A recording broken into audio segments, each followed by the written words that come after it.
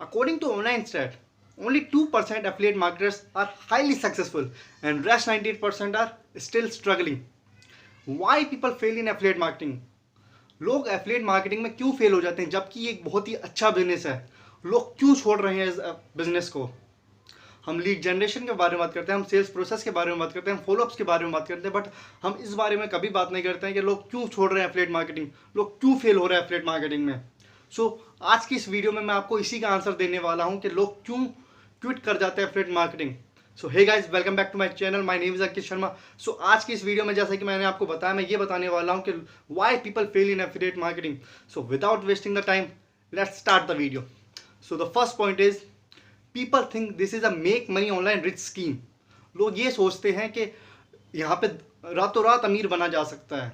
आज मैंने इन्वेस्टमेंट की और कल से मेरे को पैसा आना शुरू हो जाएगा। ऐसा कभी नहीं होता है।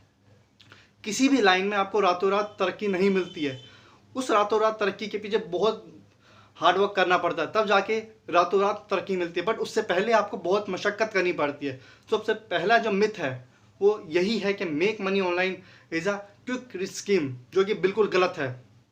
यहाँ पे भी आपको मेहनत करनी पड़ेगी, आप यहाँ पे भी आपको कंसिस्टेंट रहना पड़ेगा, तब जाके आपके पास वो रिजल्ट्स आएंगे।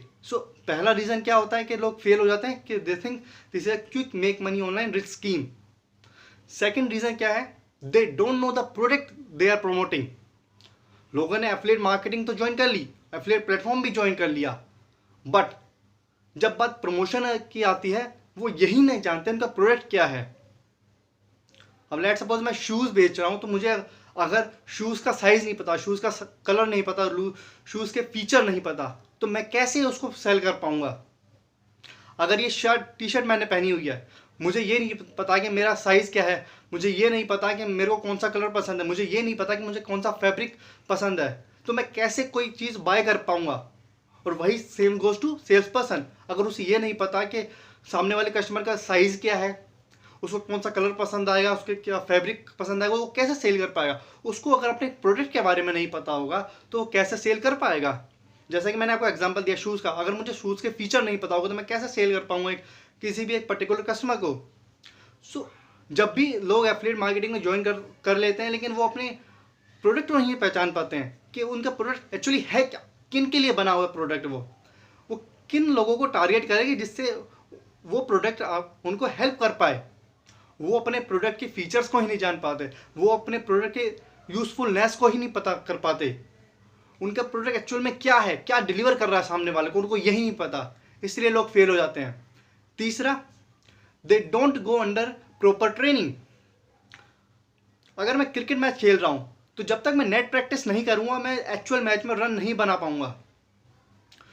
ट्रेनिंग भी एक नेट प्रैक्टिस ही है। जब तक आप नेट प्रैक्टिस नहीं करोगे तो आप कैसे उम्मीद कर रहे हो कि मैं एक्चुअल में जाके रन बना पाऊंगा? वैसे ही अगर मैं एफिलिएट मार्केटिंग ज्वाइन कर रहा हूँ, जब तक मैं ट्रेनिंग नहीं कर रहा हूँ, मैं वीडियोस नहीं देख रहा हूँ, मैं ट्रेनिंग नहीं कर रहा हूँ, मैं मेंटोर से सवाल नहीं पूछ रहा हूँ, मैं अपनी क्वेरीज को सोल्व नहीं कर रहा हूँ अपने स्पॉन्सर से या अपने मेंटोर से, मैं कैसे उम्मीद कर लूँ कि मैं जब एक एक्चुअल कस्टमर से डील करूँगा तो मैं अपनी सेल्स को क्लोज कर पाऊँगा?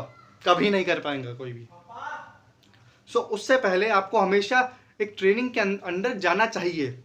लेकिन लोग क्या करते हैं? एफिलिएट मार्केटिंग ज्वाइन कर लिया, एफिलिएट प्लेटफॉर्म ज्वाइन कर लिया, एफिलिएट प्रोडक्ट क्या है उनको ये नहीं पता है, बट उन्हें बस अर्न करना है। वो ट्रेनिंग के अंदर नहीं जाते हैं।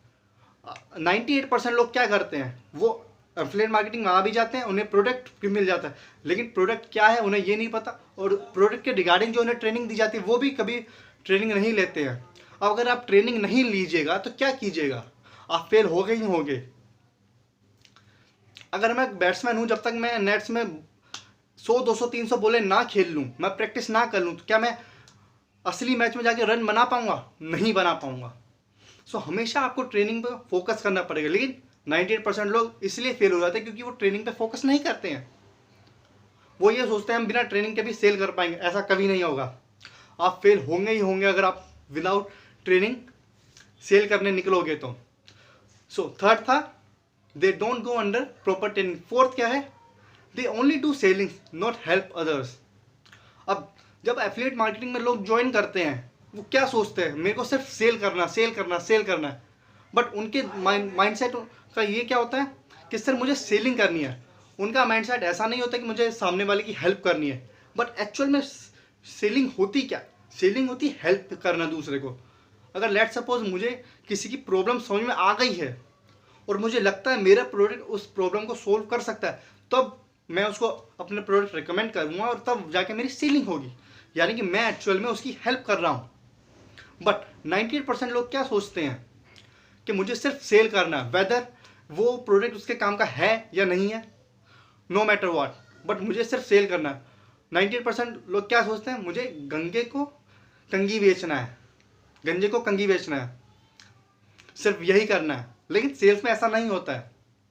आपको अपने प्रोडक्ट के फीचर्स के बारे में पता होना चाहिए, आपके सामने वाले कस्टमर की प्रॉब्लम को पता होना चाहिए कि उसका क्या एक्चुअल प्रॉब्लम है, क्या मेरा प्रोडक्ट उसकी प्रॉब्लम को सोल्व कर पा रहा है। अगर सोल्व कर पा रहा है तो मैं उसे रिकमेंड करूंगा अपने प्रोडक्ट, अदरवाइज नहीं करूंगा। सो 98% लोग क्यों फेल होते हैं? क्योंकि वो सिर्फ सेलिंग करते हैं, हेल्प नहीं करते हैं। चौथा था they only go for selling not for helping. पांचवा क्या है? They are not consistent. अब आजकल की दुनिया में क्या हो रहा है कि हम लोग बहुत ही इम्पेशेंट हो गए हैं। हमें अगर रिजल्ट नहीं मिलते हैं चुटकी में तो हम इम्पेशेंट हो जाते हैं, वो चीज़ करना छोड़ देते हैं, हम कंसिस्टेंट नहीं हैं। 98% लोग भी वही करते हैं। अगर उनको 1-2 हफ्ते में रिजल्ट नहीं दिख रहे हैं वो छोड़ देते हैं, 1-2 महीने में रिजल्ट नहीं मिल रहे हैं वो छोड़ देते हैं।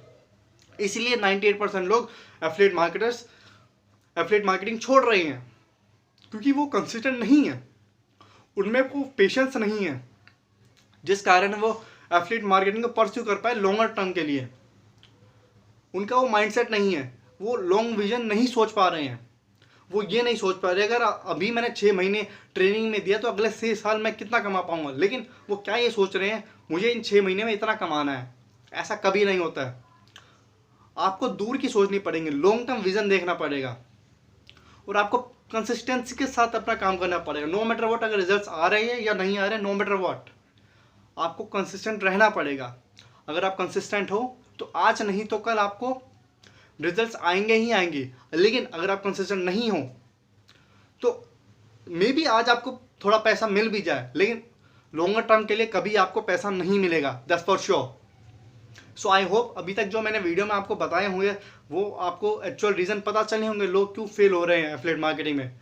ये 5 पॉइंट बेसिकली मेन रीजन है कि लोग फेल हो रहे हैं। छठा पॉइंट क्या है?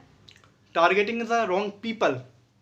लेट सपोज मैं कोई फीमेल प्रोडक्ट सेल करने निकल रहा हूँ मार्केट में और मैं एक मेल को टारगेट कर रहा हूँ, तो क्या मैं सेल कर पाऊंगा? नहीं कर पाऊंगा।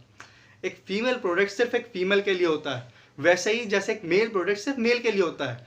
आपको अपनी टारगेट ऑडियंस को पता होना चाहिए। अब मैं एक फीमेल प्रोडक्ट अगर एक मेल को दूंगा तो वो क्या कहेगा, अरे पागल है क्या तू, ऐसा ही कहेगा शायद कुछ। और वैसे ही जैसे एक मैं मेल प्रोडक्ट फीमेल को दूंगा तो वो भी कुछ ऐसा ही जवाब देंगी। सो आपको अपने टारगेट ऑडियंस के बारे में पता होना चाहिए कि आपका प्रोडक्ट क्या है और वो किस कस्टमर को टारगेट करेगा। लेकिन 98% लोग अपनी टारगेट ऑडियंस को ढूंढ ही नहीं पाते हैं। वो लोग ये सोचते हैं कि मैं किसी को बेचूंगा वो खरीद लेंगे, ऐसा कभी नहीं होने वाला है। अगर आप सबको बेच रहे हो तो आप किसी को नहीं बेच रहे हो, सिंपल सी लॉजिक है ये। Sales is a number game, जिसमें कि ये कहा जाता है अगर आपने 100 लोगों को प्रेजेंटेशन दिखाई तो उसमें से सिर्फ एक पर्सन ही आपसे खरीदेगा। अब वो क्या आपके पास उन 100 लोगों से प्रेजेंट वही एनर्जी के साथ देने के लिए हिम्मत है, वो कंसिस्टेंसी है आपके अंदर? अगर है तो आप सक्सेसफुल हो जाओगे, अगर नहीं है तो आप अनसक्सेसफुल रह जाओगे। सो हमेशा एक बात ध्यान रखना, कंसिस्टेंट रहना और टारगेट ऑडियंस आपका क्या है वो पता होना चाहिए आपको। आपके अंदर वो भूख होनी चाहिए, वो हंगर होना चाहिए। अब बहुत से affiliate marketers affiliate marketing join तो कर लेते हैं, लेकिन उनमें वो हंगर नहीं होती है, वो भूख नहीं होती सक्सेसफुल बनने की। उन्हें सिर्फ एक ही चीज़ की भूख होती है, पैसों की। और जिस इंसान को पैसों की भूख होती है वो कभी भी पैसा अर्न नहीं कर पाएगा, फॉर श्योर। अगर आपको सक्सेसफुल होने की भूख है तो आप भले ही पैसा कमा सकते हो, लेकिन सिर्फ आपको पैसा कमाने की भूख है तो कभी आप पैसा नहीं कमा पाओगे। क्योंकि जब तक आप सामने वाले के पर्सन की लाइफ में वैल्यू ऐड नहीं करोगे, वो क्यों आपको अपना पैसा देगा? आपका प्रोडक्ट अगर आपके कस्टमर की लाइफ में वैल्यू ऐड नहीं कर रहा है तो वो क्यों आपको अपना पैसा देगा? सो आई होप अभी तक आपको क्लियर हो चुका होगा कि क्यों 98% लोग फेल होते हैं एफिलिएट मार्केटिंग में। अगर अभी तक ये आपने वीडियो देखा है तो नीचे कमेंट सेक्शन में यस करके लिखिए, और आप कौन सी गलती कर रहे हैं वो भी आप मुझे बताएं, ताकि मैं आगे आपकी हेल्प कर पाऊँ।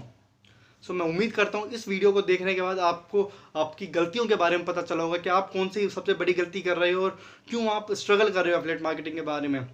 सो मैं उम्मीद करता हूँ आपने ये वीडियो अभी तक पूरा देखा होगा और देख के उससे कुछ सीखा होगा और आगे इसको हेल्प भी करेगा आपको। सो अभी तक आपने ये वीडियो देखा है उसके लाइक कीजिए, सब्सक्राइब कीजिए, शेयर कीजिए इस वीडियो, क्योंकि ये वीडियो बहुत ही पावरफुल है और बहुत से लोगों तक पहुंचनी चाहिए, क्योंकि इसमें ऐसे ऐसे टिप्स हैं जो मिस्टेक्स बता रहा हूँ एक्चुअली मैं आपको। अगर आपको मिस्टेक्स पता चलेंगे तभी आप उन पर काम कर पाओगे, अगर मिस्टेक्स नहीं पता चलेंगे तो कैसे आप उन पर काम कर कीजिएगा। सो आई होप आपने वीडियो देखा हो, लाइक कीजिए, सब्सक्राइब कीजिए, शेयर कीजिए, एंड मिलते हैं नेक्स्ट टाइम। Thank you.